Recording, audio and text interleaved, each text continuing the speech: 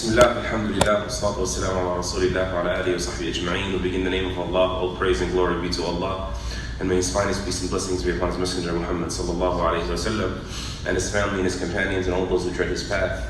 We ask Allah Azza wa Jal to grant us and you a life upon His path, and a death upon His religion, and a reunion around Him. Allahumma ameen. Jazakallah khair once again for the gracious invite. I appreciate you guys calling me in, albeit in the middle of a hurricane, while I still haven't recovered from my flu. So the topic that was given to me, what makes a heart diseased? So why is this even important? Well, if you read the entire Quran cover to cover, you search through its every page, you will not find a longer qasam, a longer oath sworn by Allah Azza wa Jal through the heavens to you than the oath about the severity of the matter of the hearts. قَدْ أَفْلَحَ مَنْ زَكَّاهَا وَقَدْ خَابَ مَنْ دَسَّاهَا. In Surah Al-Shams, she has certainly succeeded, he or she that purifies themselves, he or she that has been purified by Allah. There's a dual meaning there. And they have certainly failed, make no mistake about it. مَنْ دَسَّاهَا, those that have instilled their hearts with corruption, with sickness, with disease, with death at times.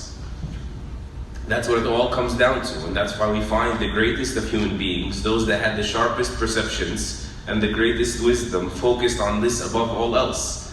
You find someone like Ibrahim alayhi salam, who Allah told the Prophet Muhammad sallallahu alayhi wa sallam to heed his example, take an example from Ibrahim alayhi salam. We find him saying in the Quran, after his whole long life of devotion, وَلَا تُخْزِنِي يَوْمَ يُبْعَثُونَ. Oh Allah, do not humiliate me on the day that everyone is gathered. يَوْمَ لَا يَنْفَعُ مَالٌ وَلَا بَنُونَ إِلَّا مَنْ أَتَى اللَّهَ بِقَلْبٍ سَلِيمٍ. The day that nothing is going to matter. No wealth, no children, no degrees, not even Islamic knowledge, by the way. Nothing will matter except the person that comes to Allah with a clean, sound, pure, healthy heart. And so not being concerned about this, thinking it doesn't matter, that is of the things that indicate, of the factors that indicate your heart is sick. And it is what can certainly increase your heart in sickness. The heedlessness about the heart itself.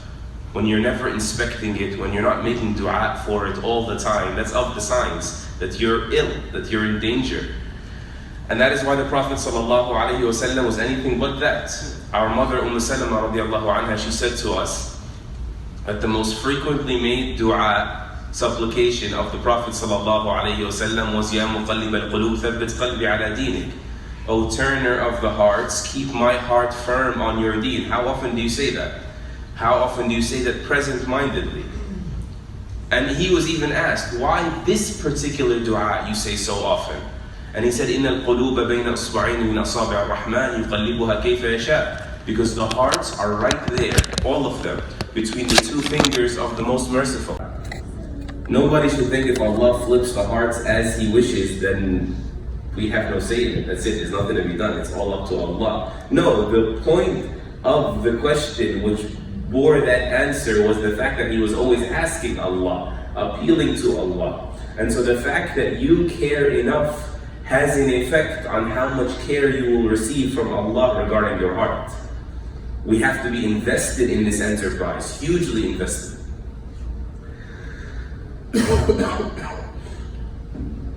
Otherwise, your heart can become sick, certainly. Your heart can die without you even noticing, by the way. Because that's of the signs of a dead heart, is that you don't notice just how sick or how dead it is. And so what does that sick or diseased heart look like? Well, opposites clarified. What does a healthy heart look like? Tell me, what does a healthy heart look like? Huh? Pure intentions, huh? What is the function of the heart? Because when you're healthy, that means you're fully functional, right? When you're sick, you're dysfunctional, even with the body. So what is the function of the heart?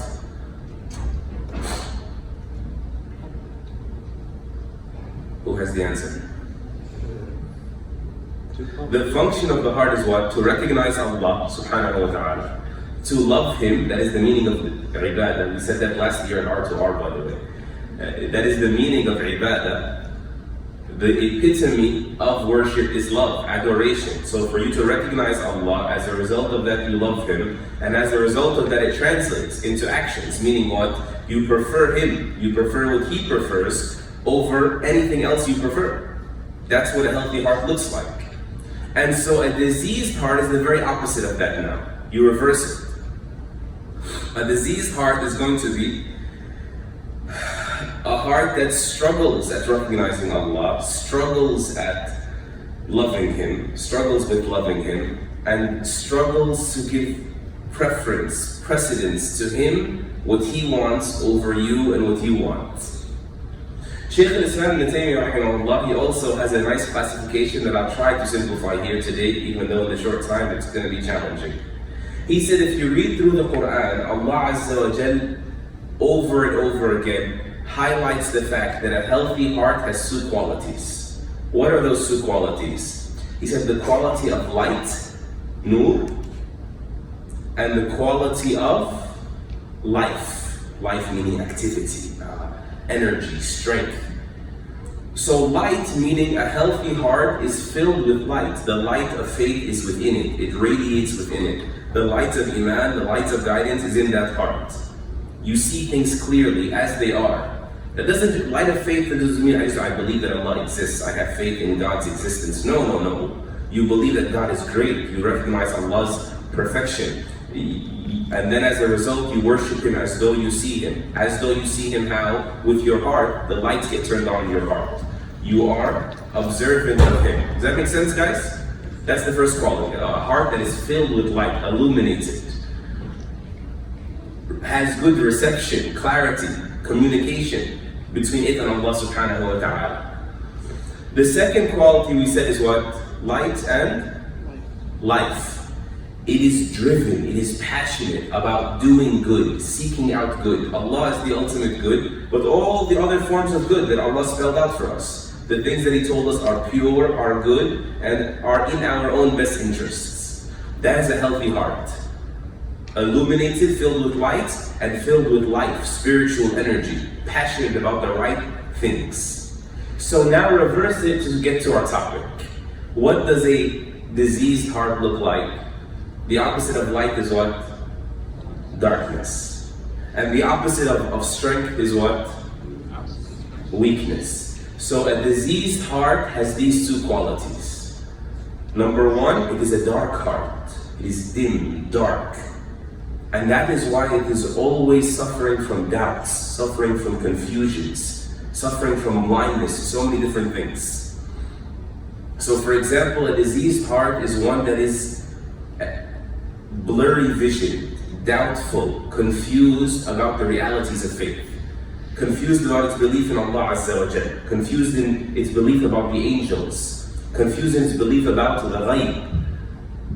The realities of faith are greater realities than the physical realities of our world. So if all you can see, if all you're sure about is the physical world, then you really don't see anything at all, right? Because what's more a reality, us or Allah? Allah. Compared to Allah, we don't even exist really. We're not a reality. We are contingent, dependent on Him, right? We are a byproduct of the power of Allah Azza wa Jal, the command of Allah. We are temporary. All of that. So He is more a reality. And if all you focus on is your little reality, that means you're blind in the truest sense of the word. And that is what the Quran said. فَإِنَّهَا لَا تَعْمَى الْأَبْصَارِ وَلَكِنْ تَعْمَى الْقُلُوبُ الَّتِي فِي الصُّدُورِ. It's not the heart, the eyes that go blind, but rather it is the hearts within the chest that go blind. That's true blindness. The blindness of the heart to the realities of the ghaib, the realities of faith.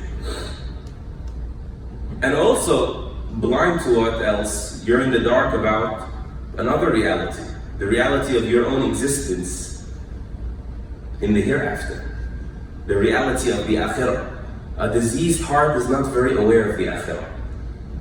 Because you can believe in the hereafter simply like logic. Yes, trees dead in winter come back to life in spring. Therefore me, when I die, I can come back to life. The one who did this can do that. On a very crude, philosophical level. It's pretty straightforward. There will be a hereafter, right? But there's a very big difference between that and between you feeling just how close and just how permanent the akhirah is. For you feeling, tasting Allah saying, يَوْمَ تُبْلَ السَّرَائِرُ, the day the secrets become public. Allah Azza wa Jal saying, إِذَا بُعْثِرَ مَا فِي الْقُبُورِ, when the graves spit out all their contents, which is us. وَحُصِّلَ مَا فِي الصُّدُورِ, and what the chests conceal is collected. It's all presented forward. What was tucked away and hidden.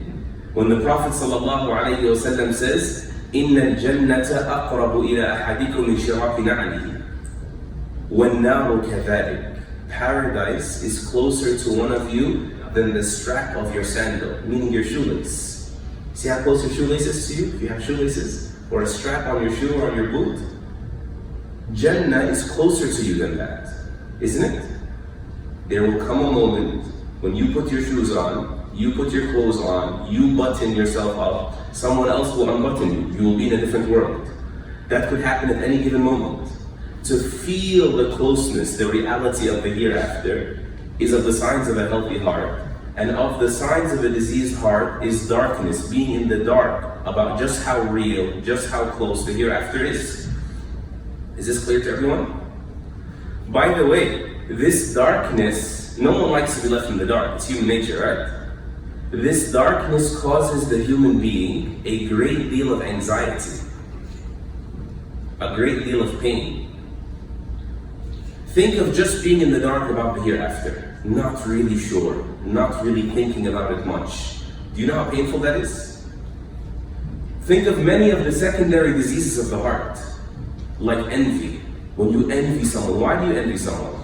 When you have hatred and hostility and malice in you and hard feelings and grudges and all, why? Where does all that come from? So much of that pain comes from the fact that all you can see is this world. And this world is so limited, right? And so you want it, but we can't all have it all. They have it, you want, so you become envious. You become upset, you become angry, you hold grudges. That's where it comes from. This causes you a lot of pain, doesn't it? There's hardly anything more painful for a person than envy or holding grudges. Ibn Mas'ud radiallahu anhu used to say, I never saw an oppressor more resembling of an oppressed person than the envious.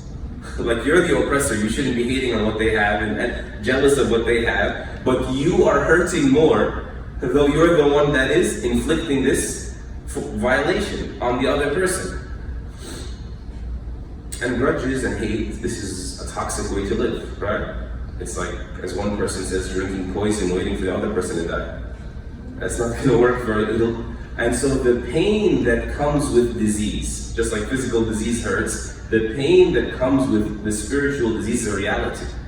Being disconnected from Allah, being disconnected from being content with Him and being able to adore Him. By the way, misplaced love is being in the dark about Allah, just how perfect, befitting, worthy of my adoration. You're going to fall into being obsessed with other things that are so inferior and so disappointing. And so that's the darkness that comes with a diseased heart. In it are doubts, in it are confusions, in it are pains, anguish, anxiety, all of that comes from there. The second major aspect, as we said, Ibn Taymiyyah rahimahullah tried to dichotomize it, classify it this way, of a diseased heart is what? I already said it. Help me. We said darkness and what? Weakness. Weakness. Weakness in the face of your desires. Or having weak, meaning shallow desires. Both of those meanings are true. And I'll give a few examples. Number one, your weakness in worship is definitely a sign of a diseased heart. The Prophet ﷺ said this. He said, there's a morsel of flesh inside of us. If it's good, the rest of the body will be good. Meaning what? The actions the limbs perform will be good. And if it's bad, the rest of the body will be bad. That is certainly the heart. You know, interestingly, Ibn Taymiyyah has something very interesting about this as well, this hadith. He says, Abu Hurairah radiallahu anhu gives an example one time and said, the heart is the king and the limbs are the soldiers. Meaning what? Abu Hurairah radiallahu anhu is saying the soldiers, the limbs, always obey the king. That's the way it works. He says, Shaykh al-Islam, but the words of the Prophet ﷺ are even more accurate. When he said, If the heart is healthy, the rest of the body will be healthy. He said, because sometimes, in rare instances, the soldiers can rebel against the king. But that can never happen with the heart. If your heart is healthy, the body will comply. The body will comply. And so if your body is not complying, you're too weak to perform actions, then you need to know that your heart is debilitated with disease. Your heart is debilitated, it is weak, it is ill, and that is why you can't find the life, the energy, the force to worship Allah Azza wa Jal the way you know you should. Also, of the examples we can use in weakness, whenever you feel yourself weak in your ability to restrain yourself from committing a sin, make no mistake about it, that is an illness of the heart, that is a disease in the heart. When you can't find the willpower to abstain, to restrain yourself, to deter yourself before you commit it, or even to regret it enough after you've committed it, after you've committed this sin. That's of the signs of a diseased heart, weakness in your restraint. And also being weak in benefiting from advice, weak in your responsiveness to advice. I want to read to you this passage in the Quran. How much time do I have? I would like to pace myself. 30 minutes. 30 minutes. 30 minutes. I had 30 minutes before I started. Have mercy on a guy with the flu, bro. Okay. Yeah, go ahead. You're not getting there. I may eat my words in a second. Listen, we're talking about weakness in your receptiveness, your reform as a result of advice. When Allah Azza wa Jal was speaking about the disease of nifaq, hypocrisy, may Allah protect us and you from it. Hypocrisy has various types, various levels. They are both mentioned, major and minor. They are both mentioned in Surah Al-Baqarah in the beginning, or referred to in Surah Al-Baqarah in the beginning. في قلوبهم مرض فزادهم الله مرضا. In their hearts it is a disease, and so Allah increased them in disease. So it's levels, right? When he spoke about the lesser form of hypocrisy, when a person is 1 foot in, 1 foot out, their heart is bleeding in faith, but it's not totally void of faith. They're on the edge. How did he describe it? A powerful parable. A few ayat later. Listen, Allah Azza wa Jal says, أَوْ كَصَيِّبٍ مِّنَ السَّمَاءِ. Their example, it is like this, like this, like this, or it is like a rainfall that comes down from the skies. Keep in mind, rain comes down to give life to the earth, right? The Quran came down to give life to our hearts. Grasp the parable. A rainfall that comes down from the skies. فِيهِ ظُلُمَاتٌ وَرَعْدٌ وَبَرْقٌ. But this rainfall was a rainstorm. It came with darknesses. Alongside the rainfall was darkness and thunder and lightning. Why? These people, due to how they receive the container, their heart, that they receive the Quran, they hear the Quran through their lens, the Quran bothered them a lot. Why? Because they have an inner conflict. They're not able to commit to it. And so it bothers them, these striking truths, these glaring truths. Allah says, this rainfall comes down, it's supposed to be fruitful. But for them, they're experiencing it like it's a storm. In it is thunder, in it is lightning, in it is darkness.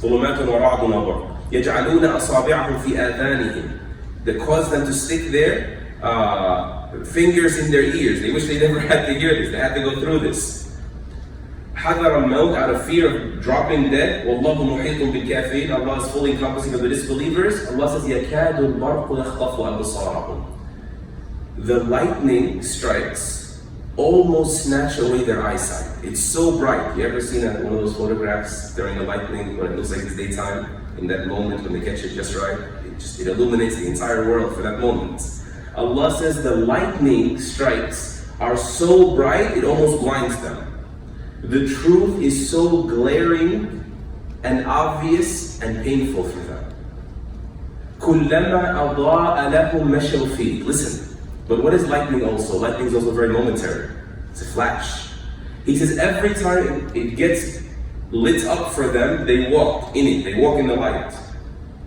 وَإِذَا أَظْلَمَ عَلَيْهِمْ قَامُوا. And then when it goes dark again, they just stand still. Stop and go, stop and go, stop and go. وَلَوْ شَاءَ اللَّهُ لَذَهَبَ بِسَمْعِهِمْ وَأَبْصَارِهِمْ إِنَّ اللَّهَ عَلَى كُلِّ شَيْءٍ قَدِيرٌ. If Allah wanted, He would have done away with their hearing altogether. They won't hear the message anymore. And their sights altogether. Certainly Allah is over all things capable. In other words, what? Of the signs of a heart that is ravaged with the disease of hypocrisy, the disease of nifaq, is that the moment the reminder ends, its effects end. They're back in loss. When you cannot retain advice fast enough, when you stop at a rest area for your iman, whether that's salah or Quran or a lecture, and the moment it's over, you regress too fast, that's a very dangerous sign. That degree of weakness where you have no spiritual independence, right? That's a problem, a huge problem. And Allah says, if you don't recoup quickly, Allah, if He wishes, He could do away with their sights altogether. Meaning what? They can go from weakness, which is the lesser and usually the earlier phase of disease, to the one I began with, to darkness, which is the more fatal form of the disease of the heart. And so check on what you get out of your rest areas. Your spiritual rejuvenation. How often do you get it and how long does it last? Ibn al-Qayyim rahimahullah, he says, and these are very difficult words. He says, seek your heart out, meaning the diagnosis of your heart. Seek it in 3 places. In salah, and at the recitation of Quran, and when a reminder is being shared. فَإِن لَمْ تَجِدْهُ, he says, if you can't find it there, it's not present, it doesn't react, then ask Allah to grant you a heart, because you have no heart, no living heart He needs. The disease has put you on the brink of death, or has totally annihilated your heart. That is not to make anyone hopeless if they fail this test, because Allah Azza wa Jalla at the same time tells us all throughout the Quran that not just does He heal the sick, heal the disease, Allah also gives life to the dead, doesn't He? Subhanahu wa ta'ala. Don't we know that? Aren't we certain of that? That's why you find, for example, in Surah Al-Hadid, when Allah Azza wa Jalla says, has the time not come for the believer's heart to melt out of the remembrance of Allah and not be like the people before them that kept dragging it, that kept procrastinating until their hearts hardened. He said what in the very next ayah? It's not unrelated, it's never unrelated. Allah said, اعلموا أن الله يحيي الأرض بعد موتها. Be certain that Allah gives life to the earth after it has died. قد بينا لكم الآيات لعلكم تعقلون. We have made clear for you the signs. O you whose heart may have hardened, have died, have cracked. Allah gives life every single spring to the earth after it has died. We've made clear for you the signs for people that will reason. And the Prophet ﷺ, he said to us, إِنَّ الْإِيمَانَ لَا يَخْلَقْ فِي جَوْفِ أَحَدِكُمْ كَمَا يَخْلَقُ الثَّوْبِ فَاسْأَلُوا اللَّهَ أَنْ يُجَدِّدَ الْإِيمَانَ فِي قُلُوبِكُمْ. Remember this. He said, Iman, faith, wears out inside of you the same way a garment wears out. Same way it gets old, begins to tether, fall apart, wither away. He said, faith wears out inside of you the same way that a cloak or a garment will wear out. So ask Allah, constantly ask Allah to renew the faith in your heart. We ask Allah Azza wa Jalla to renew the faith in our hearts, and to continue to renew the faith in our hearts, and to give life to our hearts by virtue of our faith. Allahumma ameen. So that's the first step, by the way, to getting past the disease once we've diagnosed some of it.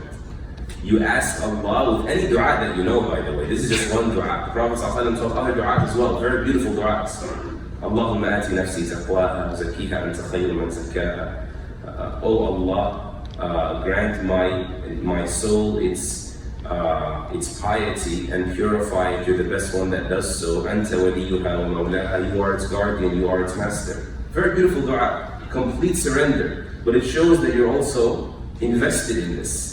Constantly ask Allah Azza wa Jalla. Whether these are the du'as or the du'as from the Quran, رَبَّنَا لَا تُزِغْ قُلُوبَنَا, oh our Lord, don't cause our hearts to deviate, to swerve. بَعْدَ إِذْ هَدَيْتَنَا, after you have guided us. وَهَبْ لَنَا مِن لَدُنْكَ رَحْمَةً, and gift to us from you a mercy. إِنَّكَ أَنْتَ الْوَهَّابُ, you are the greatest gift giver of all.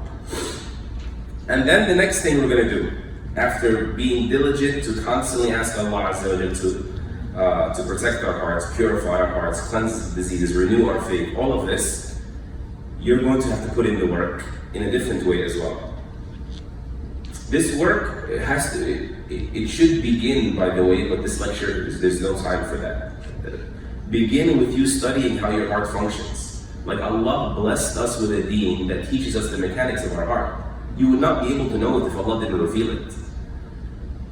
You know, the scholars, when they derive from the Quran and Sunnah, all of these, the poisons of the heart, for example, too much eating, too much sleeping, too much talking, too much mixing, right? Secondhand sins, and just also social comparison. All these things, they destroy you. They do little by little, even though they're all in principle halal sometimes. And when we talk about the different kinds of sins, so you can grade it, this is just a priceless treasure that I can't talk about. That's a part of it. But what will I talk about? The very bare minimums. Number one, which is your practice as a Muslim, your day-to-day practice being a little bit more serious. You know, I'm not going to go on a rant, I promise, but the issue of practice, do we realize in the age of the secular project where people try to silence God out of their lives, right? Do we realize the concept of a non-practicing Muslim is very oxymoronic? Do we realize this? Like, I'm not saying if you're not practicing, you're not Muslim, by the way. It's like, that's not the issue. But still, I mean, just because I don't want to think someone is being judged by me does not mean I'm not going to keep reminding my brothers and sisters about the ideal, or else we'll never work towards it. Right or wrong? You cannot be a non-practicing Muslim. This is a very dangerous concept. A non-practicing Muslim means a non-submitting submitter. Right? Isn't that what it means? There's a big problem with that. A huge problem with that. By the way, Islam differentiates between like disbelief and sinning. We can be weak. We're all weak. We all have our weaknesses. But we cannot be rebels against Allah and say, I'm not going to practice, I don't practice, I'm not that kind of Muslim. That would be tantamount to disbelief, by the way. Rebellion is disbelief. That's what made Shaykh a disbeliever, and Adam alayhi salam not. Adam alayhi salam, I admitted my mistake. I should have committed to that rule. Shaitan said, no, I don't need to follow that rule. That is the whole difference between who is a person in principle that submits to Allah and who doesn't. Who is a person that singles Allah out, ABC's Islam, Tawheed, and someone who sees themselves at equal footing with Allah, shirk, right? That Allah sets His rules and I set my own. That is the antithesis. That is the venom that will destroy your heart. That's why Allah Azza wa Jalla said, فَوَيْلٌ لِلْمُشْرِكِينَ الَّذِينَ لَا يَأْتُونَ الزَّكَاةَ. Woe to the mushrikeen, those who set equal with Allah, those who don't come to purity. What is the purity in this ayah? The purity of Tawheed. That is the basis of purifying your heart, is recognizing your God above all else. It's the function of the heart, remember?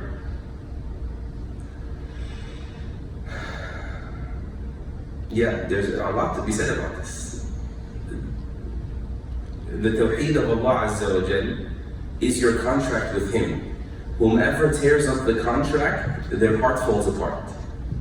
You have to understand, it's fundamentals. You know, interestingly, it's as if Allah didn't say about Banu Israel, expressly stated, فَبِمَا نَقْضِهِمْ مِيثَاقَهُمْ لَعَنَّاهُمْ وَجَعَلْنَا قُلُوبَهُمْ قَاسِيَةً. It's because they broke the contract, they stepped on it, they kicked it with their foot. They were not weak, they were rebellious. Allah says, because they broke the contract, we expelled them from our mercy and we made their hearts hard. And so putting in the work, dedication, devotion in practice is a huge part of this. In simpler terms, it's a mathematical equation. Minimizing the things we do wrong and maximizing the things we do right. To minimize our sins, to maximize our good deeds is a central part of cleansing our hearts and purifying them. You know, Shaitan knows this, and you need to know this. You when you stop performing good deeds, this is far more dangerous to your heart than you performing sins. Did you catch it? Shaitan cares more about you not performing good deeds than he cares about you sinning. One of the most dangerous aspects of sins is what? They make you feel worthless, right? And so you stop performing good deeds. And so then you become what? Overwhelmed by your sins. To the point that you stop seeing them as sins. You see, the weakness becomes a doubt, becomes darkness. And then at that point, you'll never seek reform anymore. And so the trick here is to always separate between your good deeds and your evil deeds. Don't say, oh, I messed up. I went to this website, or I did that, and so there's no point in praying. Separate them completely. They got nothing to do with each other. Put them on different tracks so that they don't bleed into each other. Well, at least this way. We want it to bleed that way. We'll talk about that in a second. Separate your good deeds. Tell yourself, I'm going to perform my good deeds no matter what bad deeds I perform. Lock that in. Because the hope will be that if you protect this, you will start being able to get rid of that.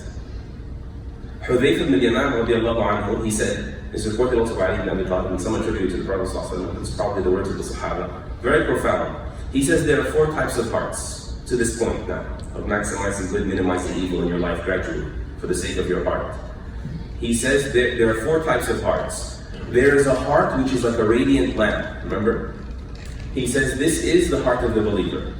May Allah get us there one day. Then there is the heart that is completely sealed and hopeless. This is the heart of the disbeliever, the seal on the heart that the Quran mentions. He said then there is the heart that is upside down to begin with. This is the heart of the major hypocrite, the one who is a disbeliever but acts like he's a believer and thinks he's fine. He says the 4th type of heart, this is the one I want, this is the point of reference. He said then there is a heart that is being supplied by 2 different substances.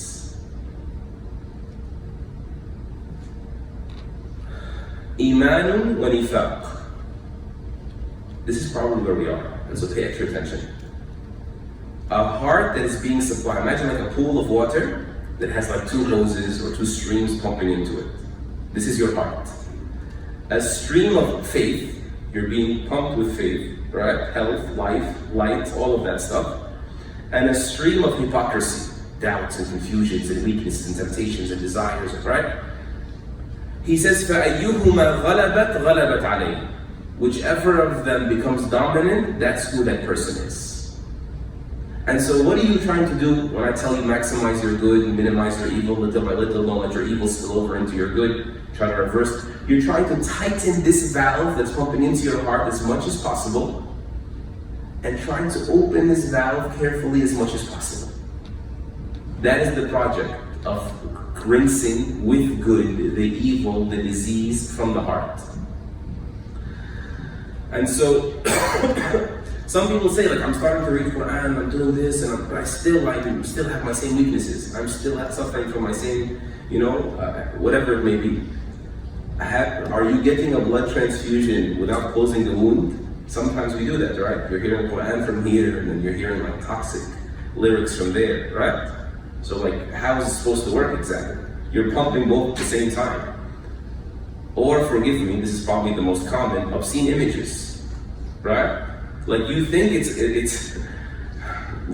harmless that you're just entertaining yourself with a movie one night, or sometimes we spend more time on Snapchat or Instagram than we spend on movies, just flickering for hours. Every single one of those images you were not allowed to see is an arrow that stabbed you in the heart, whether you felt it or not. And then like, what are the returns on these things? Take it seriously, just remove that from your life. You'll sleep better, you'll be better off. All the pains that come with a diseased heart will begin to subside, by the way. It's not like you went the next day to work or to school and it's like, oh man, I know I failed my exam, but it's okay because that movie was really good last night. We never feel that way.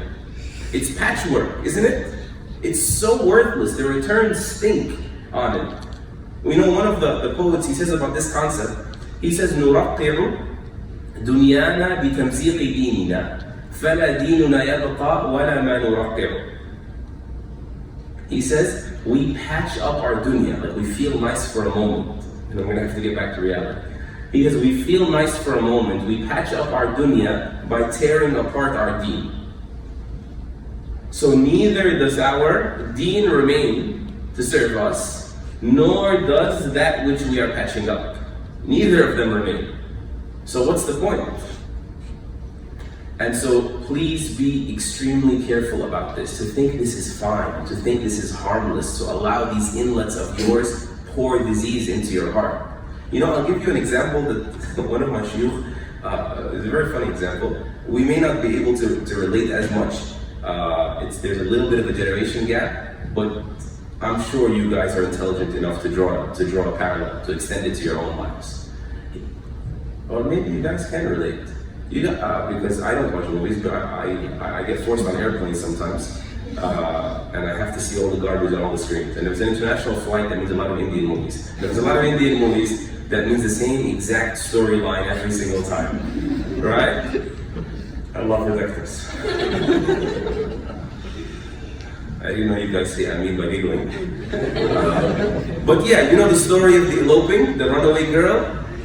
What happens to everyone who watches the movie? The cognitive dissonance, right? Like you deliberately get off the stage now. Don't talk about Indian movies, okay? The girl runs away with the guy that she's in love with, and then like they're about to get caught, and the father's about to tear the door down, and then like, you know, last second he breaks the door open, but the guy jumps out the window. As soon as he jumps out the window, because we're all on the edge of our seat, except me. We're all on the edge of our seat.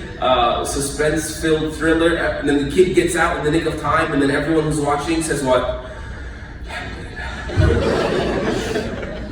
That's what the Shaykh, my Shaykh was saying. So he was using an example, except it wasn't about Bollywood, it was about Egyptian movies. But the same thing. But do you realize what happened there, all jokes aside? You just sided with Shaitan, you didn't realize it. Like if that was your daughter about to commit sin, or your sister, would you say Alhamdulillah, that kid escaped? You wouldn't have said Alhamdulillah. That is a very dangerous point that we need to expose for ourselves, that desensitization that comes with these things. The Prophet ﷺ said, إِذَا سَرَّتْكَ حَسَنَتُكَ وَسَاءَتْكَ سَيِّئَتُكَ فَأَنْتَ مُؤْمِنٌ. When you are pleased by your good deeds and bothered by your bad deeds, then you are still a believer. Then there's still belief, faith, health, life, light in your heart. When you don't feel it anymore, you should panic. And so be careful of the things that comatose and disease infect your heart in that way. And so be vigilant about getting numb, and be dedicated about whatever it does happen, you polish it quickly. You polish, and you perform even better good deeds. And no matter how many times Shaitan knocks you down, you get up one time more than that. I'll share with you two ahadith and I will close. The first of them is the hadith of Abu Hurairah radiallahu anhu, Sunan al-Tirmidhi. He said that the Prophet sallallahu alayhi wa sallam said, إِذَا أَذْنَبَ الْعَبْدُ ذَنْبًا نُكِتَتْ فِي قَلْبِهِ نُكْتَةٌ سَوْدَاء. When a person commits a sin, hadith, many narrations, you know them. There's a particular word in here I want you to pay attention to. When the servant commits a sin, a black dot is stained, a bit of disease is stained onto their heart. فَإِنْ هُوَ نَزَعَ وَاسْتَغْفَرَ وَتَابَ سُقِلَ قَلْبُهُ. If he pulls out, she pulls out quickly, they interrupt themselves, they don't continue, they interrupt themselves, pulls out and seeks forgiveness and reforms, three different things. سُقِلَ قَلْبُهُ, their heart is polished. Every state needs a polish, needs a polish. I don't think a polish is something you throw in the box, put in work. He said, وَإِن تَمَادَ تَمَادَتْ حَتَّى تَعْلُوَ قَلْبَهُ وَذَلِكَ الرَّعْنَ الَّذِي تَجِدُونَهُ فِي كِتَابِ اللَّهِ. And if the person continues sinning, they never make that U-turn, they continue sinning, it continues growing. That stain next to stain, connect, until it encases their heart, and that is the seal that you find mentioned by Allah in His book when He said, كَلَّا بَرَانَ عَلَى قُلُوبِهِمْ مَا كَانُوا يَكْسِبُونَ. No, certainly it was a seal that passed over their hearts, that due to what they used to earn. The next hadith is a hadith that I'm citing for hope, because hope is endless with Allah Azza wa Jal. And health is always retrievable when He is our Lord subhanahu wa ta'ala, who is not harmed by sin and not decreased in any way by forgiveness and by His gracious offerings to us. Hudayfa radiallahu anhu was present when Umar ibn al-Khattab one time asked the people who is aware of the fitn, the trials that will come over the people. And everyone rose their hands and they said, we heard. He said, no, you're probably talking about a fitna of a man with his family, with his neighbor, like the day-to-day stuff. And they said, yes. He said, no, this will be expiated for with prayer and charity and fasting. This cancels that out. It's important to cancel it out. Some people don't even cancel it out. It's atoned for. He said, but who heard the Prophet ﷺ speak about the end times, basically? When fitan, trials will come like the waves of the oceans. Waves of the oceans means you can't repel them, or waves of the oceans means in their succession. Just they're endless. So Hudayfa said, I did. He said, please tell me. He said, I heard the Prophet ﷺ say, trials will surround people, will be presented to the hearts of people like the reeds of a straw mat. You guys ever seen those straw baskets or straw mats? They're so close together, the reeds, right? They're tightly packed. So before one ends, the other one begins, right? They overlap almost. So before one trial is over, everywhere you turn, right? One trial is over, the other trial has already started. That trials will present themselves to the hearts of the people, meaning doubts, meaning desires. Like this straw mat, I'm done. I promise. I'll behave. I'll take it. We can learn from your handwriting, mashallah.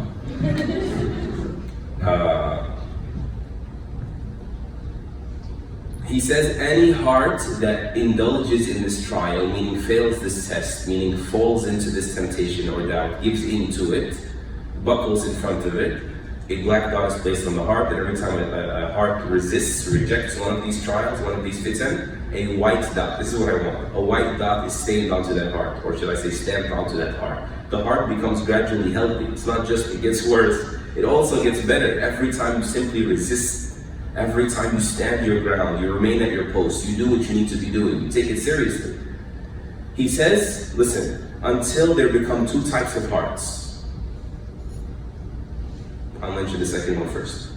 He says, one heart that is black, diseased, kalkuzi mujakhia, like a tilted over mug.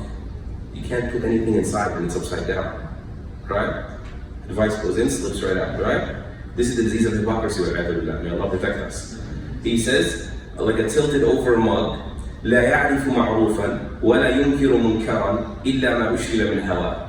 This heart does not recognize good any longer, does not get offended by evil any longer, except that which is dictated, he literally said, except that which is soaked up according to its desires.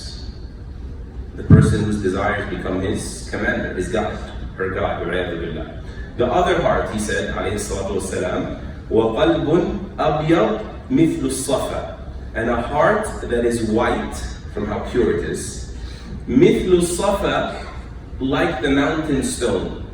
Some scholars said like the mountain stone here means what? Not white like the mountain stone, meaning as white as the mountain stone, no. It is white, that's the color. Like the mountain stone, meaning indestructible. A heart that becomes immune to trials. Meaning, I'm trying to tell you, it's going to get easier. It's not a constant uphill battle on every front. Allah will appreciate your struggle, then there will be an autopilot, bi'idhnillah, or an easier phase in this. Put in the work, and He will meet you 10 steps for every step you take. Isn't that what His promise is to us? And a heart that is white, like the mountain stone, مثل الصفا, he said عليه الصلاة والسلام, لا تضره فتنة ما دامت السماوات والأرض. ما دامت السماوات والأرض. And it will never be harmed by any trials after that. So long as the heavens and the earth remain, meaning so long as this universe exists, meaning so long as the exam continues. So it's all you need your heart for. May Allah Azza wa Jal cure our hearts and yours and purify them. And help us find the resolve and determination to care about our most prized asset in this dunya and what we present to Allah Azza wa Jal before anything in the akhirah. Allahumma ameen. Wa sallallahu wa sallam wa baraka ala nabiyyina Muhammad wa ala alihi wa sahbihi ajma'in. Sorry guys, I'm sick, so. Forgive me.